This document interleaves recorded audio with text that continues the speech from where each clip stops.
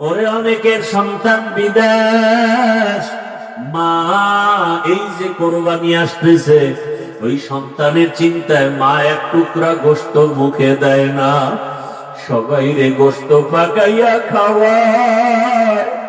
কিন্তু মায়ের অন্তরে বড় ব্যথা, বড় দুঃখ। আমার সন্তান আমার কাছে নাই, আমার সন্তানটারে কাছে পাইলে আমি কলিজা মরে খাওয়াইতাম। ওই সন্তানটারে তোরে রাইখা মা ভালো খানা মুখে দিতে পারে না। ও আমার যুবক বাবারা, আজকে যাদের মা বাবা বেঁচে আছে এখনো ওই রত্ন হারাইও না। এই মা বাবা হারাইয়া গেলে আর পাইবা না রে সন্তান। ওই মা বাবা তোমার জীবনের বড় ছায়া, তোয়া দিও। ওরে বাবার সাথে যদি গোপনে অন্যায় করো তোয়া চাইও। বাবার কাছে গিয়া বলিও, বাবা আমারে মাফ করে দাও। ওরে বাবার কাছে যদি ক্ষমা চাইতে পারো, বাবার চোখের পানি ধরে রাখতে পারবে না। মায়ের কাছে গিয়া ক্ষমা চাইও, মায়ের কষ্ট দিও না রে বাবা। ওই মা বাবার চোখের পানি আর সে আজিমে চলে যাবে। ও যুবকেরা, এই বয়সে মায়েরে কত কাঁদাইছো, বাবারে কত কাঁদাইছো। এখনো সময় আছে, পায়ে হাত রেখে বলি তওবা করো আর গুনাহ ছাড়ো। মা বাবার দোয়া নিয়ে সামনে আগাও। মায়ের কলিজা ফেটে যায়, ইসমাইলের মুখে পানি নাই, দুধও নাই, জিব্বা দেয় শুকায়া দেয়। মা হাজেরা পাগলের মতো ডানে তাকায় বামে তাকায়, হঠাৎ তাকায় দেখে সফা পাহাড়ে পানির মতো দেখা যায়। মা হাজেরা দৌড় দিলেন, গিয়া দেখে সূর্যের একটু আলো পায়া বালুগুলো পানির মতো চিকচিক করে, আসলে পানি না। মা হাজেরা চোখের পানি ছেড়ে কাঁদেন, আবার ইসমাইলের দিকে নজর দেন, আবার মারোয়া পাহাড়ে দৌড়ায়। এইভাবে 7 বার দৌড়াইলেন। মা হাজেরা এমন ভাবে দৌড় দিছে, আমার মালিকের কাছে এত মজা লাগছে। আমার আল্লাহ দেখে বলে, ও ফেরেশতা জিবরাইল,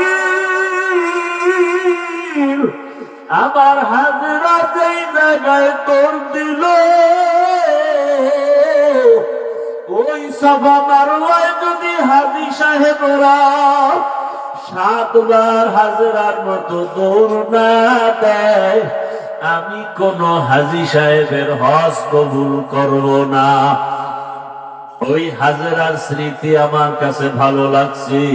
আজকে যত হাজিরা দৌড়ায়, উমরা করতে যায়, হজ করতে যায়, মা হাজেরা যেখানে একটু জোরে দৌড় দিছে, ওই জায়গায় চিহ্ন দেওয়া আছে সবুজ বাতি, ওই জায়গায় সব হাজিরা দৌড়ায়। আরে কেমন মানুষ! আজকে হাজার হাজার বছর পর্যন্ত ওই মক্কা নগরীতে মা হাজেরা স্মৃতিচারণ হচ্ছে। আর আমরা কেমন মানুষ, আমাদের নামটা মা বাবায় নিতে চায় না। সন্তান হিসাবে বড় খারাপ হয়ে গেলাম, বাবা হিসাবেও খারাপ। ওরে এমন চরিত্র, সারাদিন রাত মোবাইল নিয়ে কুনা করি। আজকে আমাকে স্বামী হিসাবে স্ত্রীও ভালো জানে না, বাবা হিসাবে সন্তানও ভালো জানে না। মনে মনে ঘৃণা করে, বাবাই গুনাহ করে মোবাইলের দ্বারা, স্ত্রী ঘৃণা করে, আমার স্বামী গুনাহ করে মোবাইলের দ্বারা। আসলে তোমার দুনিয়াতে আমার মাওলা স্মরণ করবে দূরের কথা, আপন স্ত্রীর কাছেই তো ভালো হইতে পারলাম না। ও কপাল পোড়া মুসলমান, আপন সন্তানের কাছে ভালো বাবা হইতে পারল না, কপাল বড় খারাপ। ওরে আপন সন্তানের কাছে আদর্শ বাবা হইতে পারি নাই, আপন ছাত্রের কাছে আদর্শ শিক্ষক হইতে পারি নাই, আপন মুসল্লিদের কাছে আদর্শ ইমাম হতে পারি নাই, আপন স্ত্রীর কাছে আদর্শ স্বামী হতে পারি নাই। আমার কপাল এত খারাপ হয়ে গেল। ওরে আদর্শ বাবা হইয়া যদি কবরে যেতে পারতাম, কলিজা দিয়া সন্তান দোয়া করত, স্ত্রীর কাছে আদর্শ স্বামী যদি হতে পারতাম, আমার স্ত্রী কলিজা ভরে দোয়া করত, ছাত্রদের কাছে যদি আদর্শ শিক্ষক হতে পারতাম, ছাত্ররা কলিজা ভরে দোয়া করত, জনগণের কাছে যদি আদর্শ প্রতিনিধি হতে পারতাম, জনগণ মরিয়া গেল দোয়া করত। লোকটা বড় সৎ ছিল, কোনদিন মিথ্যা বলে নাই, জনগণের ক্ষতি করে নাই, মানুষই হইতে পারলাম না। ও আল্লাহর বান্দারা, চক্ষু দুইটা বন্ধ করে চিন্তা করেন, আদর্শ বাবা কি হইতে পারছে? আদর্শ মা কি হইতে পারলেন? আদর্শ স্ত্রী হইতে পারলেন কিনা? আদর্শ স্বামী হইতে পারলেন কিনা? আদর্শ শিক্ষক হইতে পারলেন কিনা? আদর্শ শিক্ষিকা হইতে পারলেন কিনা? আদর্শ ইমাম হইতে পারলেন কিনা? আদর্শ মুসল্লি হইতে পারলাম কিনা? নিজে নিজে চিন্তা করিয়া তারপরে মাওলার কবরের দিকে রওনা হয়ে যায়। কোন দিন মরণ হবে জানা নাই। মা হাজেরা দৌড়ায়, সন্তানের পেরেশানি, চোখে পানি। হঠাৎ করে গাইবি আওয়াজ, কে যেন ডাক দিছে হাজেরা, কে যেন আস্তে করে শব্দে আওয়াজ দেয় হাজেরা। মা হাজেরা কান সজাগ, কোথা থেকে ডাক আসতেছে জানা নাই। মা হাজেরা নজর করে দেখে, আজকে যেখানে বাইতুল্লাহ আমার আল্লাহর ঘর, ওই বাইতুল্লাহ তখন ছিল না, নিচ্ছিন্ন। ওই জায়গার থেকে একটু আওয়াজ, মানুষের সুরতে একজনে দাঁড়ায় দাঁড়ায় ডাকতেছে। তিনি ছিলেন জিবরাইল ফেরেশতা। মা হাজেরা দৌড়ার কাকে বলে, আবার ইসমাইল, আমি আবার ইসমাইলের জন্য পাগল, আপনি কি একটু সহযোগিতা করবেন? আবার পাওয়া কি দেখে না? জিবরাইল আলাইহিস সালাম তার পাখা দিয়া বাড়ি মারলেন, ইসমাইল নবীর পায়ে গোড়ালি দিয়া পানির ফোয়ারা বের হয়ে গেল। মা হাজেরা পাথর দিয়া আটকাইয়া বললেন, জমজম, হে পানি থাম থাম। ওই পানি আজ পর্যন্ত চলে। হাজার হাজার কোটি মিলিয়ন ট্রিলিয়ন বিলিয়ন লিটার পানি হাজি সাগরা নেয়, কমেও না বাড়েও না। নবীজিকে সাহাবায়ে কেরাম জিজ্ঞাসা করছিলেন, ইয়া রাসূলুল্লাহ, এই জমজম পানি বাড়েও না কমেও না, এত পানি হাজি সাগরা নেয়, এই জমজম কূপের নিচটা কোথায় লাগানো? নবী বলেন, এই জমজমের নিচের সম্পর্ক হাউজে কাউসারের সাথে লাগানো। এই জমজমের পানি বড় বরকতের পানি। এই পানি বসে পান করো বাধা নাই, দাঁড়ায় পান করো বাধা নাই। যে কোনো রোগের নিয়তে পান করো আর দোয়া করো, আল্লাহুম্মা ইন্না নাসআলুকা ইলমান নাফিআ ওয়া রিজকান ওয়াসিআ ওয়া শিফাআন মিন কুল্লি দা। পানি পান করলে মানুষের পিপাসা নিবারণ হয়, ক্ষুধা নিবারণ হয় না। জমজম পানি এমন বরকতের পানি, যেই পানি পান করলে শরীরের পিপাসা, পেটের ক্ষুধাও নিবারণ হয়ে যায়, শরীরে শক্তি পর্যন্ত বেড়ে যায়, দুর্বলতা কেটে যায়। এমন বরকতের পানি ইসমাইল নবীর কারণে আল্লাহ দান করলেন। মা হাজেরা পানি পান করলেন, বাচ্চাকেও পান করালেন, ক্ষুধা নিবারণ হয়ে গেল। ইসমাইল নবী আস্তে আস্তে বড় হইতে হইতে, কেউ বলে 14 বছর, কেউ বলেন 15 বছর বয়স যখন হয়, ইব্রাহিম নবীর উপরে আবার পরীক্ষা। স্বপ্নে দেখায়, ইব্রাহিম, তোমার আদরের বস্তু আমার রাস্তায় কোরবানি করো। এইভাবে ইব্রাহিম নবী 3 দিন স্বপ্ন দেখলেন, 100 উট কোরবানি করলেন। সর্বশেষ যখন একই স্বপ্ন দেখলেন, ইব্রাহিম নবী বুঝতে পারলেন, আমার কলিজার আপন ইসমাইল ছাড়া কেউ নাই। আল্লাহর হুকুম আসছে তাকে জবাই করার জন্য। আর দেরি নাই, এইবার সুরিয়া রশিনিয়া ইসমাইলের জবাই করার জন্য রওনা বাইতুল্লাহর কাছে।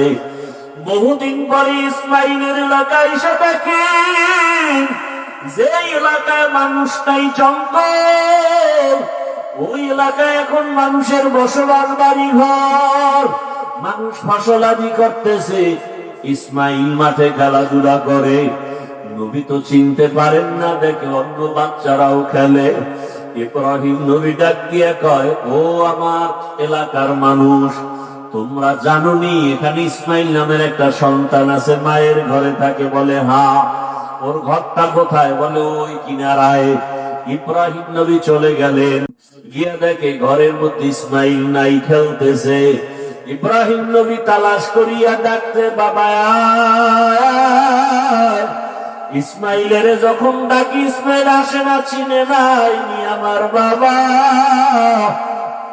ইসমাইলের নিয়ে ঘরে গিয়া দেখে হাজেরার কান্না, সন্তানের কান্না, বহু বছরের বিরহের বেদনা, কলিজা ভরা মোহাব্বতের কান্না। ইব্রাহিম নবী চিন্তা করলেন, ভালোবাসার কারণে আবার না জানি আল্লাহ বেজার হয়ে যায়। মা হাজেরাকে হিকমতে বললেন, ইসমাইলের সাজাইয়া দাও কুরবানি করার জন্য। আরে দাওয়াতে যাব, মালিকের দাওয়াত। মা হাজেরা ভাবলেন দুনিয়ার কোন মালিকের দাওয়াত, সবাই করার কথা বলেন নাই। মা হাজেরা ইসমাইলের সুন্দরভাবে গোসল করায় সাজাইয়া যখন বাবার হাতে তুলে দিলেন, মা হাজেরা বিদায় দিয়া দরজার কিনারায় দাঁড়ানো। ইব্রাহিম নবী হাঁটেন, ইসমাইল পেছনে হাঁটতেছেন। ইসমাইল নবী যাচ্ছেন বাবার সাথে দাওয়াতে। বাবা ইব্রাহিমের হাতে যে তরবারি ছুরি আছে ইসমাইল জানে না, হাজেরাও জানে না। ইবলিসের মাথা গরম হয়ে গেল, শয়তান ধোঁকা দেওয়ার জন্য ইসমাইলের কাছে গেল। ইব্রাহিম নবীরে ধোঁকা দিল, পাথর মারল। দুইজনের পাথর মারার কারণে আল্লাহ তাআলা আইন করে দিলেন কিয়ামত পর্যন্ত ইব্রাহিম আর ইসমাইল যেখানে পাথর মারছে, হাজী সাহেবদেরও পাথর মারতে হবে, না হয় হজ কবুল করা হবে না। এইভাবে করে করে যখন মিনা বাজারে চলে গেল, কোরবানি দেওয়ার জায়গা যেখানে এখন হাজী সাহেবরা কোরবানি দেয়, ওখানে নিয়ে ইব্রাহিম নবী ভাবলেন, আমার সন্তানটা কেমন আল্লাহর মুহাব্বতের একটু পরীক্ষা করি। ইব্রাহিম নবী বললেন, ইন্নী আরা ফিল মানাম আন্নী আযবাহুকা ফানজুর মাযা তারা। তো বাবা ইসমাইল, আমি স্বপ্ন দেখলাম তোমাকে জবাই করতেছি, বলো তোমার কি মতামত? সন্তান ইসমাইল সাথে সাথে জবাব দিয়া বলল, ইয়া আবাতি ফাল মা তুমার সাতাজিদুনি ইনশাআল্লাহু মিনাস সাবিরিন।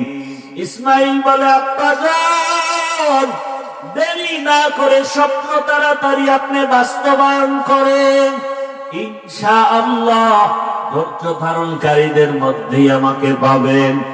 ইতিহাসবিদরা লেখে, এই কথা বলার পরে ইসমাইল একটু বিনয়ের সাথে বলতেছিল, বাবা এই কথাটা যদি একটু বাড়িতে বসে বলতে,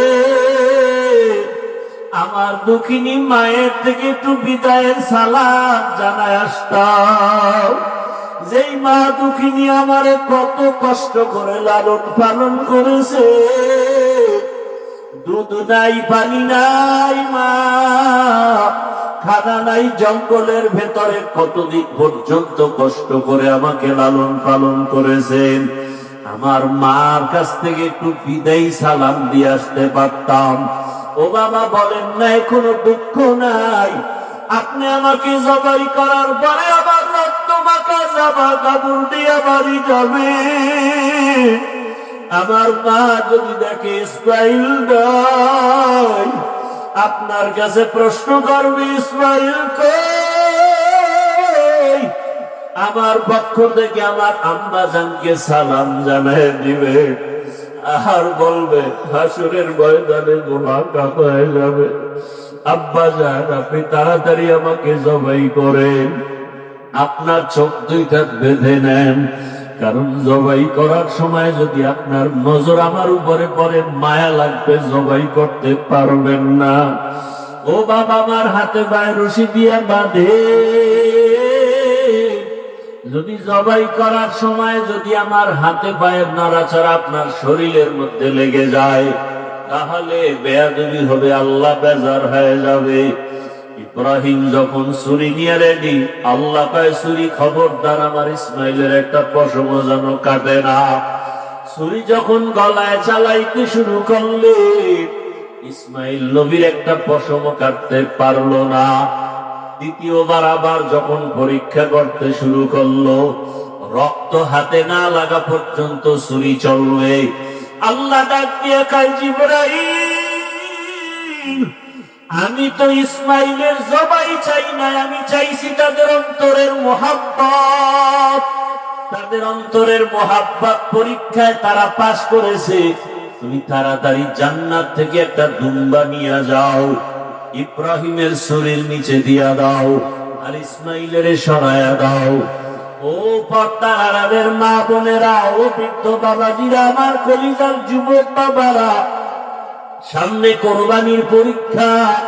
ওই সন্তান কোরবানি করার পরীক্ষা। যদিও সন্তান জবাই দিবেন না, আল্লাহ আমাদেরকে পশু জবাই করার জন্য ব্যবস্থা করে দিলেন। তবে সন্তানটাকে জবাই না করলেও আল্লাহর পথে চালানোর কোরবানি তো দিতে হবে। নামাজে বাধা দেওয়া যাবে না। ও মা বাবারা, সন্তানটাকে বেপরদায় চলতে দেওয়া যাবে না।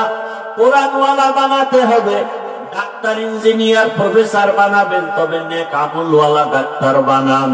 কত ডাক্তার আছে নামাজ পড়ে, কত ইঞ্জিনিয়ার নামাজ পড়ে, কত র্যাব, আর্মি, পুলিশ, বিডিআরের চাকরি করে, নামাজি অভাব নাই। এমন একটা সন্তানকে আপনি চাকরিজীবী বানান, নামাজি চাকরিজীবী। নামাজ পড়বে, কোরআন পড়বে, মা বাবার জন্য দোয়া করবে। এতদিন যারা গুনার ভিতরে ছিলেন তওবা করেন। ও আল্লাহ, ইব্রাহিম নবীকে যেভাবে পরীক্ষায় পাশ করায় নিয়েছেন, আমাদেরকেও পাশ করায় নেন। আমাদের সন্তানের পরীক্ষায় যেন আমরা ফেল না করি। ও যুবক বাবারা, তওবা করো। আর দাড়ি কাটবা না, নামাজ ছাড়বা না, বেপরদায় চলবা না। ইসমাইল নবীর মতো আল্লাহর হুকুমের সামনে নিজেকে কোরবান করে দাও। মরিয়া গেল, দাড়ি কাটবো না, নামাজ ছাড়বো না, মোবাইলে গুনাহ করবো না। ইব্রাহিম নবীর মতো বৃদ্ধ বাবাজিরাও তৈরি হওয়া যাক। আল্লাহর হুকুমের সামনে আর কোনদিন আমি বিরোধিতা করব না। মা হাজেরার মতো মা বোনেরাও তৈরি হয়ে যাক। হাজেরা যেমন ইসমাইলকে আল্লাহর রাস্তায় কোরবানি দিতে একটু প্রশ্ন করেন নাই, বরং শুকর আদায় করেছেন। আপনারাও সন্তানটাকে আল্লাহর পথে চালান। ডাক্তার হবে নামাজি ডাক্তার, নামাজ পড়নেওয়ালা ইঞ্জিনিয়ার, নামাজ পড়নেওয়ালা একজন প্রফেসর। আল্লাহ সবাইকে তৌফিক দান করেন, আমিন।